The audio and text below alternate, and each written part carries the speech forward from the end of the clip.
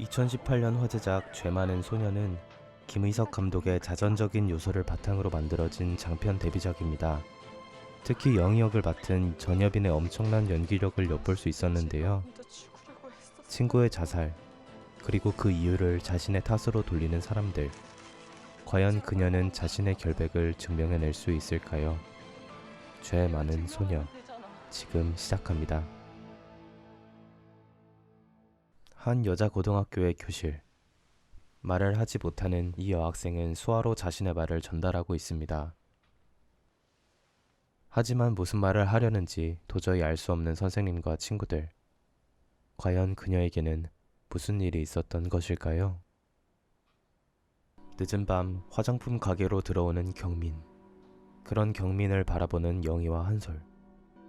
영희는 점원에게 경민이 물건을 훔치는 것 같다고 말한 뒤 점원이 확인하는 사이에 가게를 빠져나옵니다.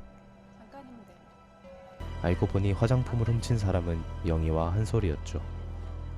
이내 영희와 한솔을 찾아 그들에게 다가가는 경민.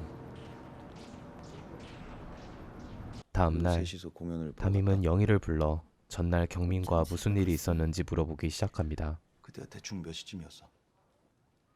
12시 안 넘었었어요.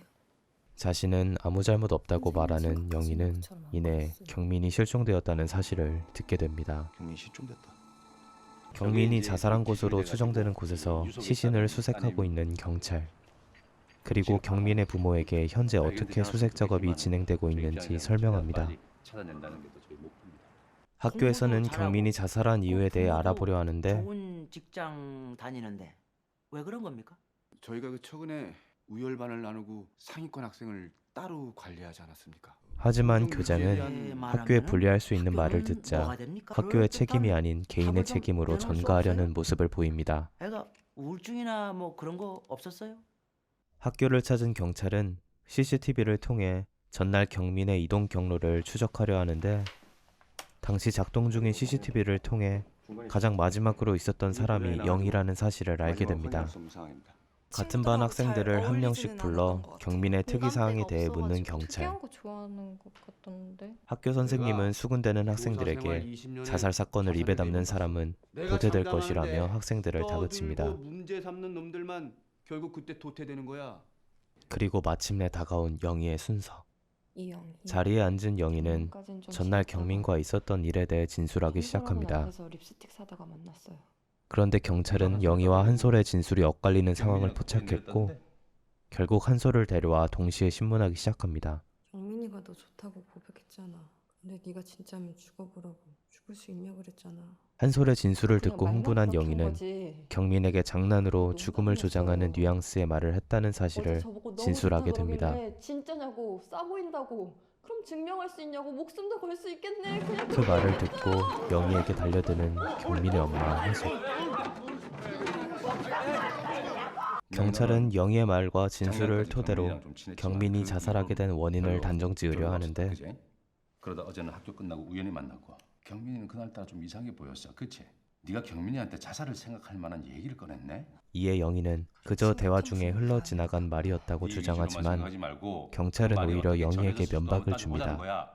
결국 영희는 전날 경민과 나눴던 대화에 대해 진술하게 되는데 언젠가 이런 것들이 다 끝난다는 게 다행이지 않아? 경민이가 그랬어요. 그래서 저는 제 자살 계획을 말해줬어요. 무언가 소란스러운 교실. 친구들이 자신의 짐을 뒤지는 모습을 발견하게 된 영희. 담임이 학생들에게 영희의 짐에 경민의 유서가 있는지 확인해 보라고 했다는 사실을 듣게 됩니다. 하교와는 영희의 뒤를 쫓기 시작한 혜숙. 영희를 붙잡아 세우고는 뭐하고 다니냐며 묻자 영희는 경민이 살아있을 것이라고 어딘가에서 이 상황을 보고 웃고 있을 거라고 말합니다.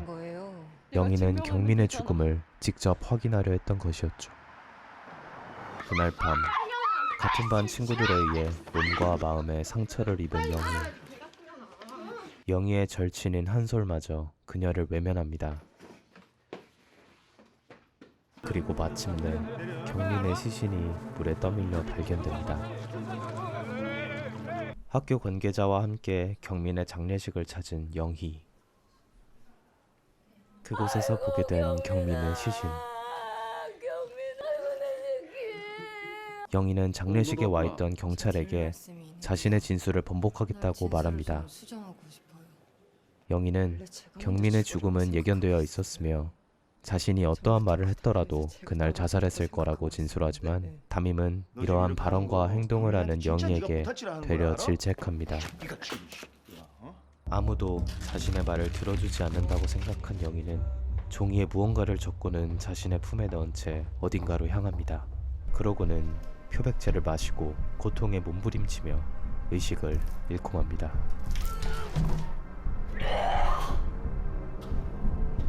극적으로 살아난 영희는 타버린 목 앞부분을 절개한 뒤 튜브를 삽관하는 수술을 받았습니다.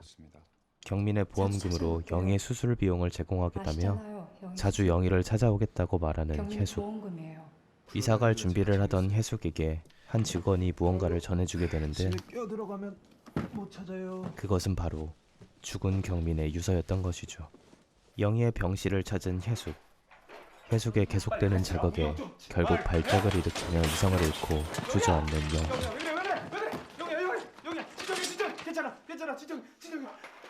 그날 밤 영희의 병실을 찾은 한솔.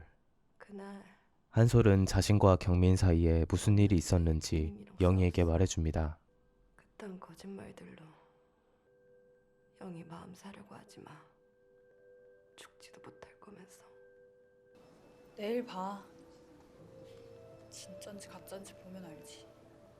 영희를 좋아하고 있었던 한솔은 소리가 들려. 공연장에 자신을 두고 경민과 둘이 가버렸다는 사실에 상처를 받게 되었고 이에 거짓된 진술을 한 것이었습니다. 나 너 진짜 좋아하는데 나 두고 가버렸잖아.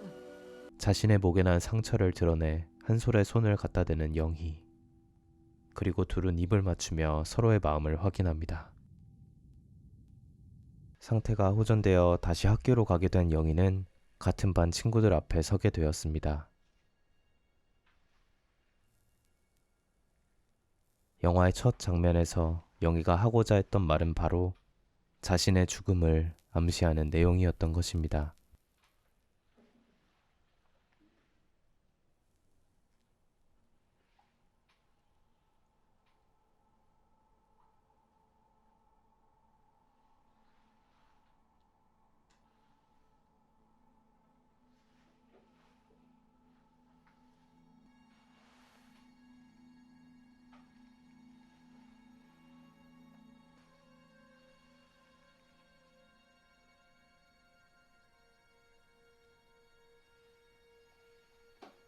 경민의 유서를 통해 영희가 결백하다는 사실을 알게 된 유리는 자신의 무리를 앞세워 또 다른 사람을 타겟으로 삼았습니다.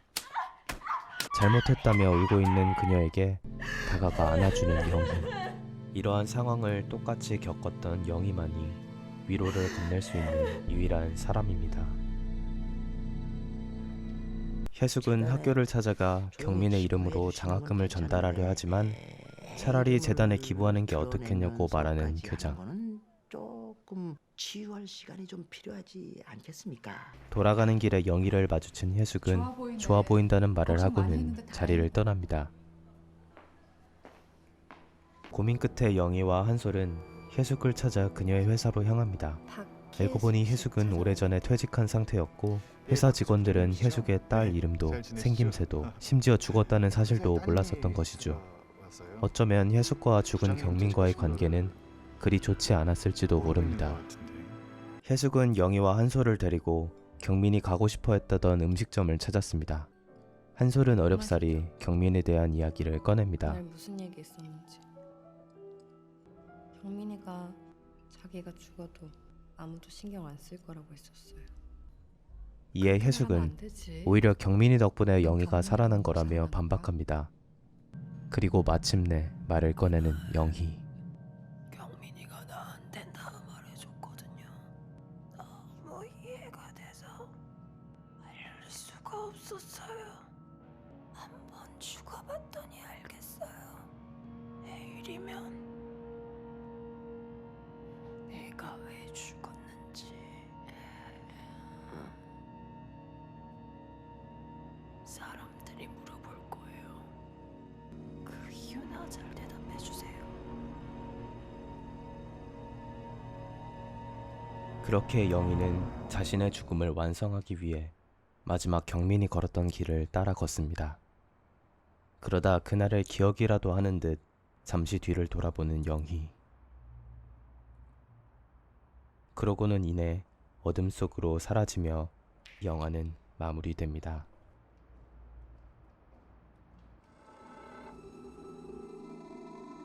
죽음을 대하는 사람들의 태도와 내면을 심도 있게 그린 영화 죄 많은 소녀였습니다. 시청해주셔서 감사합니다.